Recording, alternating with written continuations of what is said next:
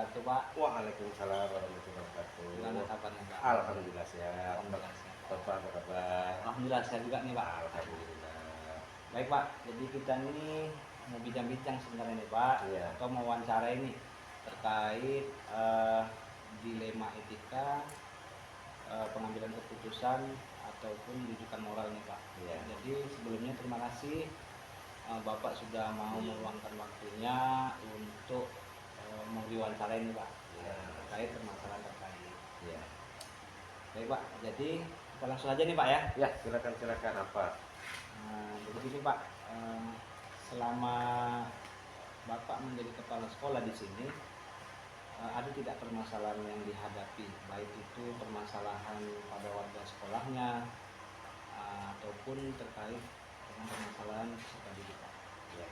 Jadi terima kasih Pak Taufik. Pertama, tetap semangat menjalankan tugas sebagai calon guru pula.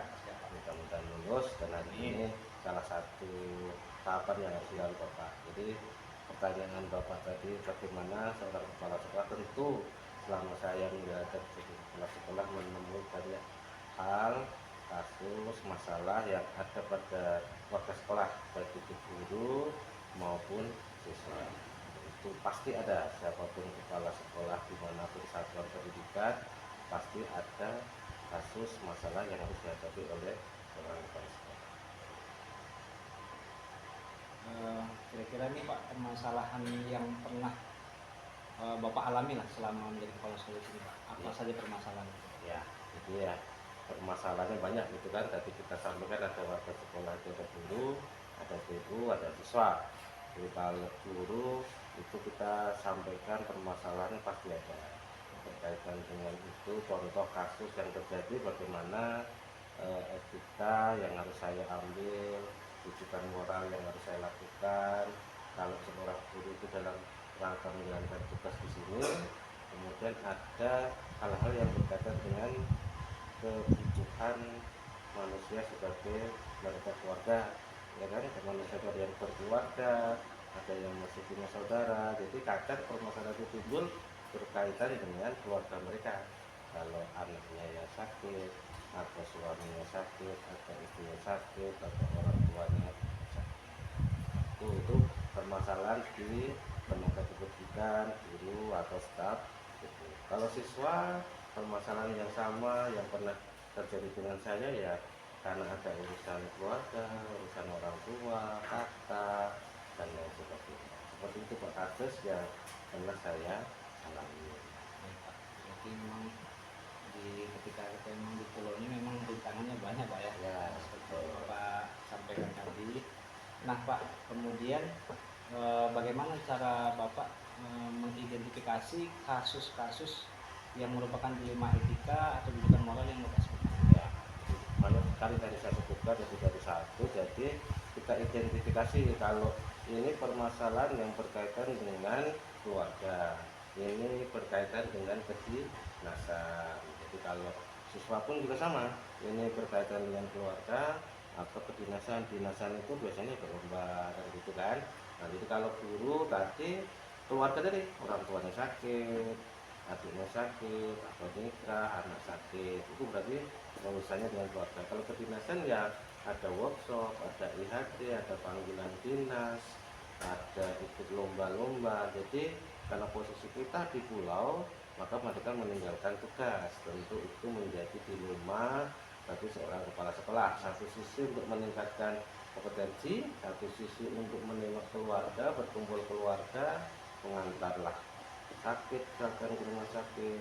Kalau anak tadi orang tuanya meninggal atau mungkin ikut lomba, jadi di situ kan terjadi dua hal, dilema dan rujukan moral. Seperti itu kasus yang terjadi.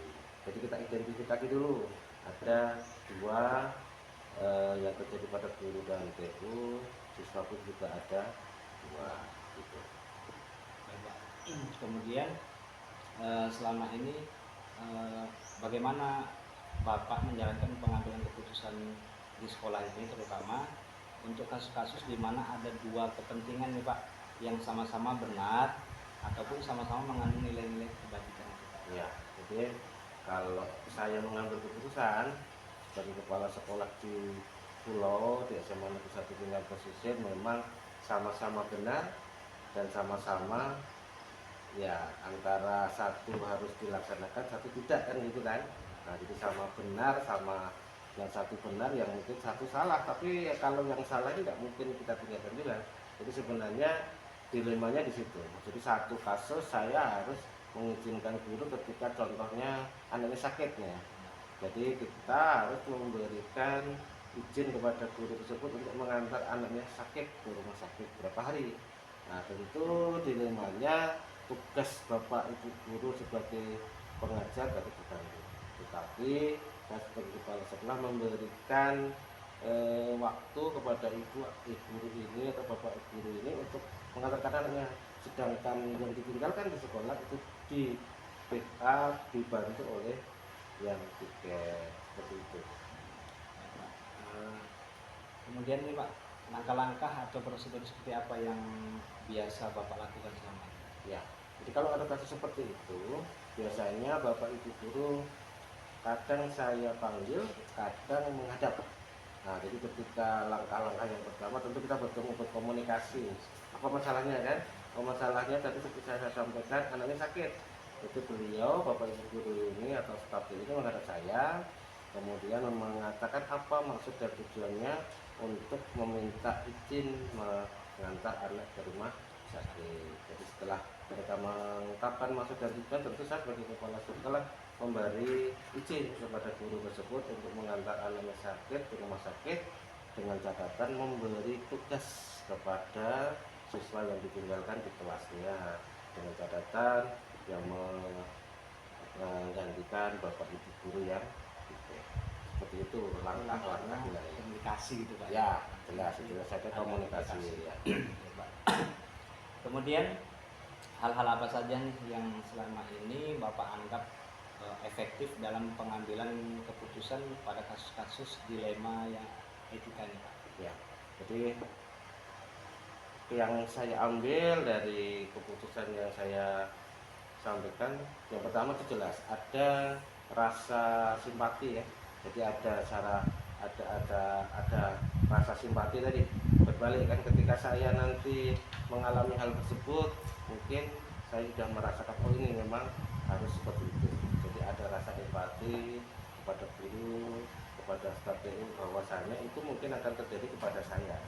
Bagaimana ketika kita jauh di sekolah maka kita dikasih izin untuk mengantar anak kita yang sakit atau mungkin orang tua kita meninggal. Jadi saya sudah memberikan haknya, saya tentu memberikan kewajibannya kepada guru tersebut. Jadi haknya juga dijalankan, kewajibannya juga dijalankan. Jadi dua-duanya berjalan baik. Jadi antara guru dan kepala sekolah sudah terjadi hal yang berkolaborasi, gitu kan, terjadi hubungan yang baik kan gitu. Sehingga nanti di kemudian hari ketika saya tidak memberikan izin pasti ada permasalahan yang timbul kan.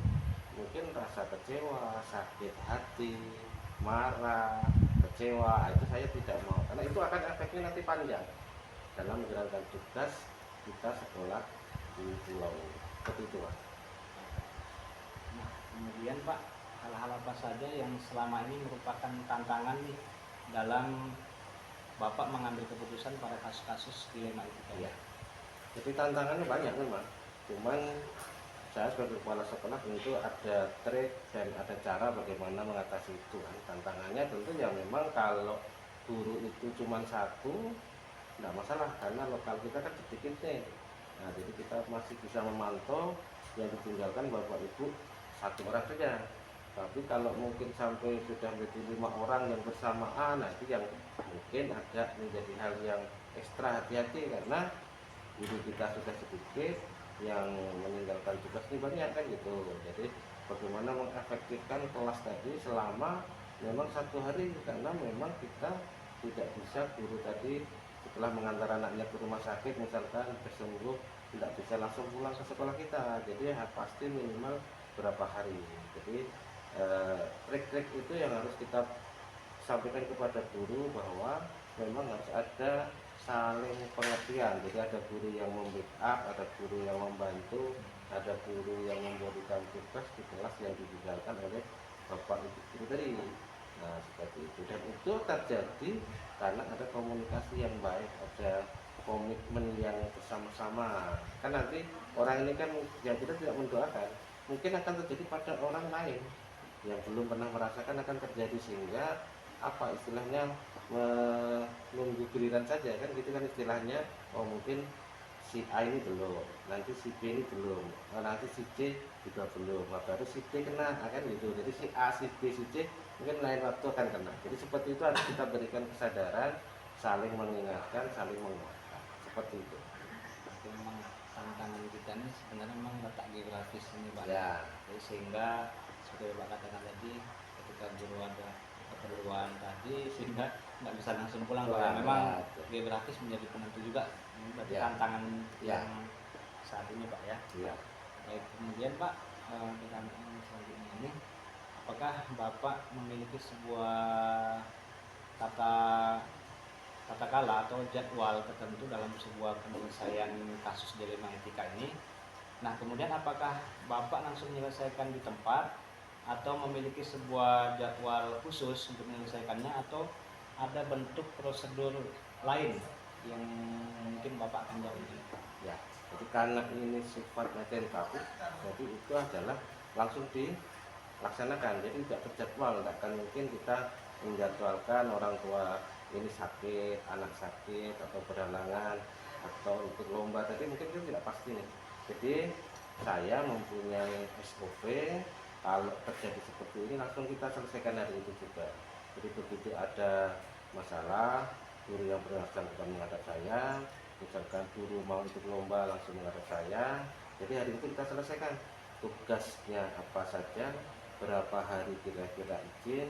Nah, jadi langsung selesai, tidak menunggu waktu yang lama. Jadi kita tidak perlu membuat jadwal atau tata kelola tadi, cuman SOP-nya jelas bahwa bapak ibu guru mempunyai hak lah untuk misalkan tadi mengantar anaknya ke rumah sakit, menengok orang tuanya sakit, atau ikut lomba. Karena tadi tantangan kita, bapak ibu guru tidak bisa langsung pulang ke sekolah kita ini. Nah, maka hari itu juga kita selesaikan sekali, berapa hari kemungkinannya kan gitu, seperti itu.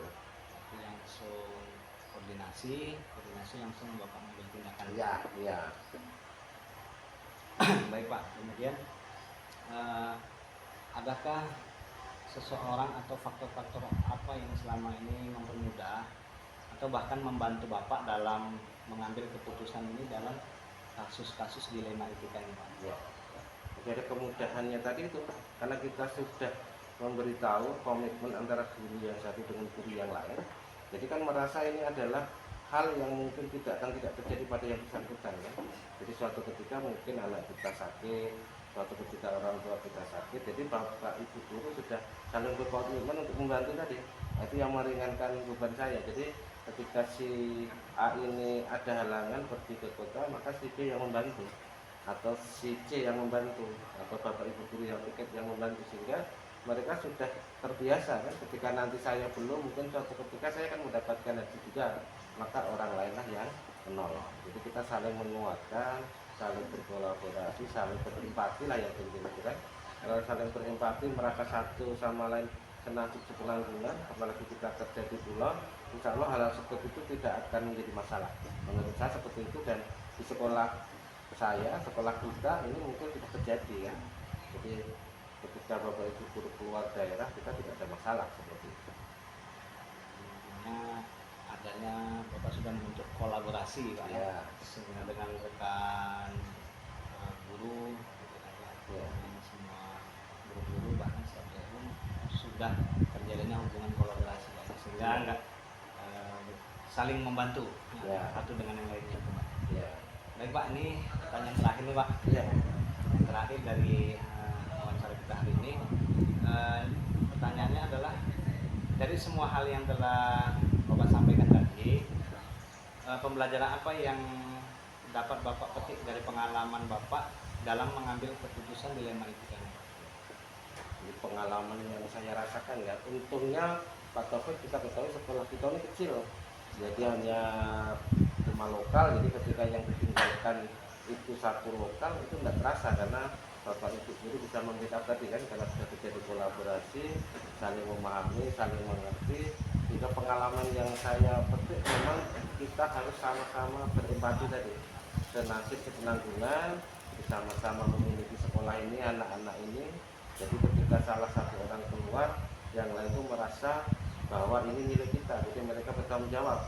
Nah, itu yang saya rasakan, pengalaman yang mungkin belum dirasakan oleh orang lain, karena tadi bapak ibu kita sedikit, lokal kita juga sedikit, sehingga saya dalam mengontrol, mengamati, mengawasi proses pembelajaran lebih enak. Nah, pengalaman-pengalaman hal yang seperti itu yang mungkin menjadi pengalaman saya yang baru dari kepala sekolah, yang mungkin jarang terjadi, beda dengan di kota kan, bisa langsung datang berapa jam. Kalau kita kan ini harus bermalam, Iya. nah tidak bisa langsung pulang, sehingga disitulah pengalaman yang mungkin saya rasakan. Baik Pak, tadi pertanyaan terakhir kita, jadi eh, saya mengucapkan terima kasih lah Pak Ya. dengan waktu yang Bapak berikan ini, kesempatan khususnya kepada saya pribadi Ya. terkait wawancara dengan kepala sekolah, khususnya kepada Bapak yang di SMA Negeri 1 Brebes ini. Sekali lagi saya ucapkan terima kasih kepada Bapak Ya. yang bersedia untuk diwawancarai terkait yaitu pengambilan keputusan dilema etika atau bujukan moral tadi. Baik Pak, sekali lagi terima kasih. Ya. Saya akhiri saja Pak Ya. kegiatan kita hari ini. Assalamualaikum warahmatullahi wabarakatuh. Waalaikumsalam warahmatullahi wabarakatuh.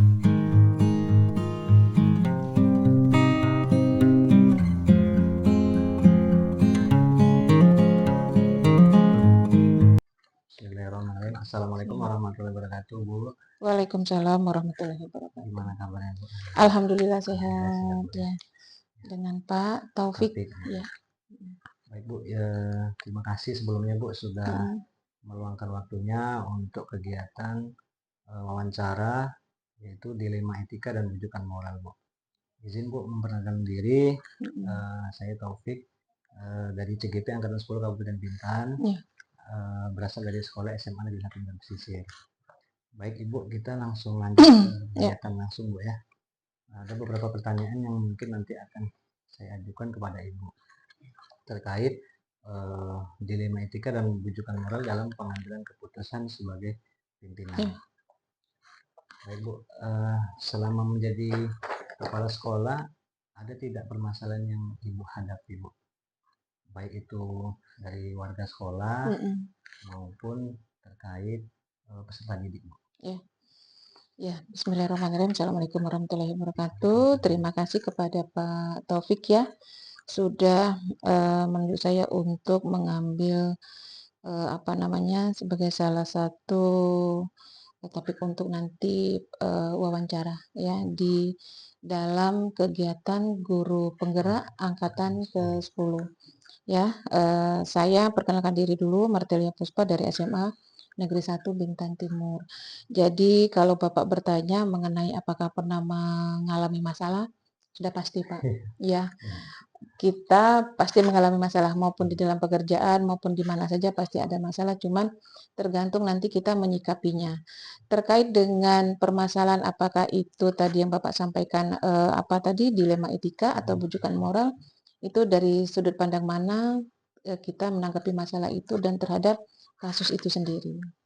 Baik Bu, berarti kita lihat permasalahannya dulu Bu. Iya, betul. Baik Bu, kita lanjut untuk pertanyaan selanjutnya. Selama ini bagaimana Ibu dapat mengidentifikasi kasus-kasus yang merupakan dilema etika maupun bujukan moral itu? Ya, dilema etika dan bujukan moral itu mungkin harus tahu dulu kita pengertiannya. Dilema etika itu apa, kemudian bujukan moral itu apa. Jadi kita bisa, oh berarti masalah ini di dilema etikanya, yang masalah ini di bujukan moralnya. Jadi kalau dilema etika itu permasalahan yang memang posisinya benar dan benar. Kalau bujukan moral ada salah satu pihak mungkin yang salah, tetapi dari mana kita akan menyikapinya supaya yang salah ini tadi bisa kita minimalisir dan tidak terlihat seperti salah. Baik Bu, kemudian Bu, bagaimana Ibu menjalankan pengambilan keputusan di sekolah Ibu Mhm. nih, terutama untuk kasus-kasus di mana ada dua kepentingan Mhm. yang sama-sama benar ataupun sama-sama mengandung nilai-nilai kebajikan. Ya, kalau pengambilan keputusan biasanya memang keputusan itu ada pada pimpinan.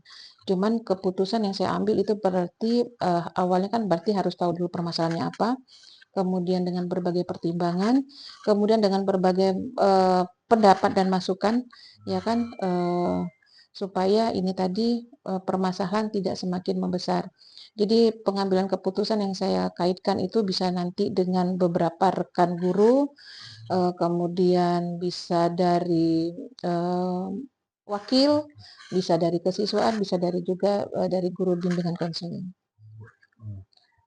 Kemudian Bu, langkah-langkah atau prosedur seperti apa yang Mhm. biasa Ibu lakukan Ya. selama ini untuk kasus atau pengambilan Oke. keputusan itu? Kalau langkah-langkah biasanya yang pertama kan kalau kita menghadapi masalah itu pasti tahu dulu nih permasalahannya apa. Kemudian kepada siapa, kalau itu permasalahannya pada peserta didik, misalnya gitu kan, peserta didik. Peserta didik ini permasalahannya yang mana? Apakah dia permasalahan di kesiswaan? Apakah permasalahannya di kurikulum belajar, proses belajar? Apakah permasalahannya pada perilakunya?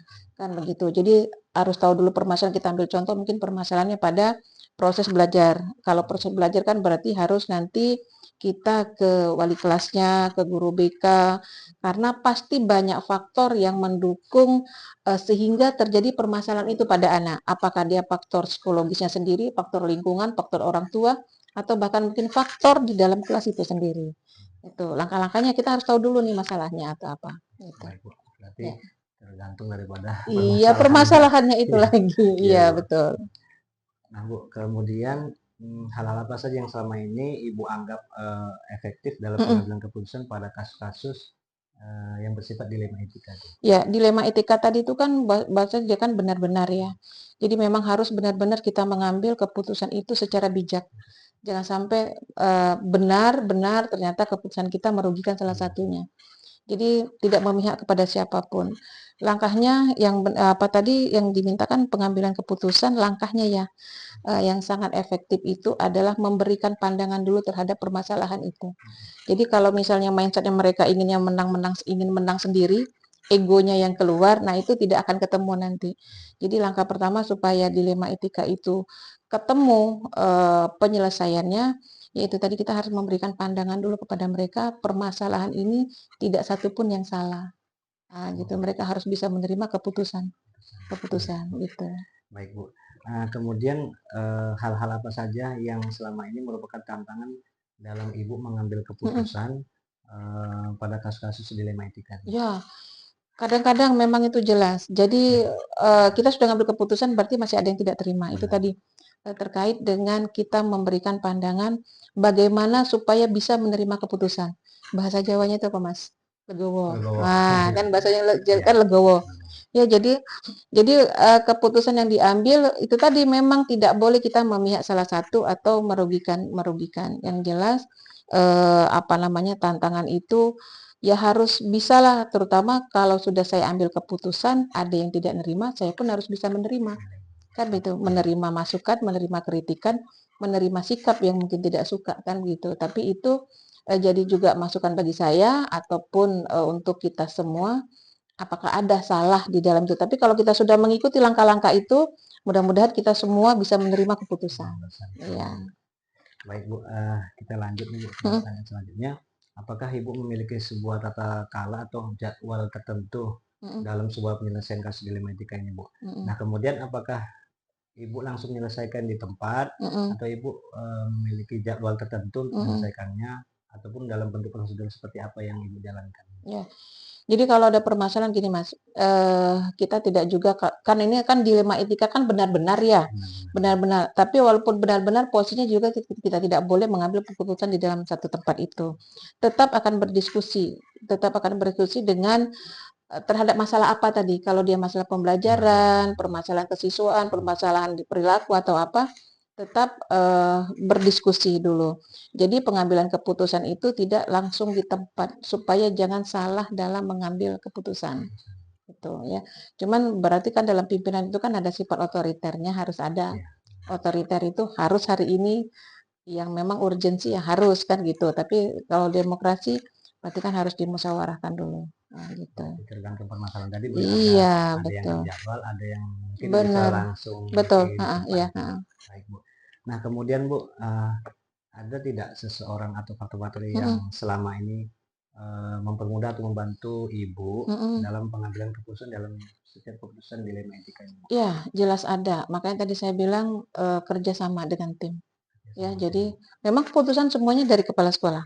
Jadi tapi masukan, masukan ya ya. masukan saran dari beberapa rekan guru yang mungkin bisa kita ambil em, sarannya atau masukan. Karena kalau mungkin dari satu kepala saran masukan kan kurang. Tapi kalau sudah banyak dengan Ya, berbagai kondisi, oh ini plusnya, ini minusnya, ini plusnya, ini minusnya gitu. Jadi bisa dari wakil, bisa dari guru senior, mungkin dari BK, dari komite, bahkan tidak menutup kemungkinan juga dari peserta didik yang memberikan masukan. ya, Ya, berarti memang berarti ada masukan kolaborasi gitu kan, iya saling membantu kolaborasi dan betul. Iya. nah kemudian pertanyaan terakhir nih Bu, dari Mm-mm, semua hal yang telah Ibu mm-mm, sampaikan, mm-mm, pembelajaran apa yang dapat Ibu petik dari pengalaman Ibu dalam setiap mm-mm. pengambilan keputusan itu? Ya, jadi begini, ini kan kalau salah satu contoh pengambilan keputusan yang memang pernah terjadi gitu ya. Jadi ini bukan ke peserta didik tapi ke salah satu guru. eh, Banyak sih sebenarnya ada beberapa yang mungkin jadi pelajaran untuk kita semua dan untuk saya bahwasannya kita memang harus siap dengan kondisi apapun. Karena kalau Mas tadi tanya pembelajaran apa yang dapat dipetik dari pengalaman banyak sekali. Banyak ya, Ya, banyak sekali karena pengalaman itu adalah guru yang yang paling paling paling bagus. bagus gitu kan. Karena dari pengalaman bisa kita melihat karakter siswa, bisa melihat karakter guru, kondisi yang bisa mengendalikan eh, emosional kita kan gitu. Kemudian kondisi yang bisa kita harus bertindak lebih cepat atau kondisi yang bisa membuat kita harus menahan apa namanya supaya tidak menggebu-gebu kan sebenarnya banyak itu. Ya, Nah, jadi dalam pengalaman untuk pengambilan keputusan itu tadi harus mengendalikan emosi, diri dulu, emosi emosi kita. dulu. Iya, mau benar, mau salah, ya harus kendalikan dulu itu. Supaya Iya. dapat Iya, jernih pemikirannya, benar. jernih. Karena kalau pengambilan keputusan dalam keadaan emosi maupun benar, sepertinya kayaknya dia yang benar nih, yang itu kayaknya saya yang benar nih, jadi merasa seperti benar semua Baik, gitu. baik Bu, Iya, dari pertanyaan terakhir tadi baik pula lah Bu, hasil diskusi kita alhamdulillah. pada hari Iya, ini. mm. Saya mohon maaf lah Bu telah mengganggu waktu Ibu Iya, siang tidak ini Bu apa-apa ya. ya. Dan saya ucapkan terima kasih Iya, banyak sekali iya, lagi karena Ibu telah memberikan waktu meluangkan mm, diri untuk iya, em, wawancara mhm, terkait yaitu pengambilan keputusan dilema etika atau pendidikan moral. iya, Sekali lagi saya ucapkan terima kasih Bu. iya. Saya juga terima kasih. Mudah-mudahan ini ke depannya hasilnya lebih baik untuk kita Amin. semua. Jadi pembelajaran kita semua. Saya hanya memberikan apa namanya kita sharing Sharing. saja. Karena pengalaman saya dengan pengalaman Mas juga mungkin berbeda Berbeda. kan gitu. Ya. Tuh, Baik, Bu. oke. Iya. Assalamualaikum warahmatullahi wabarakatuh. Waalaikumsalam warahmatullahi wabarakatuh.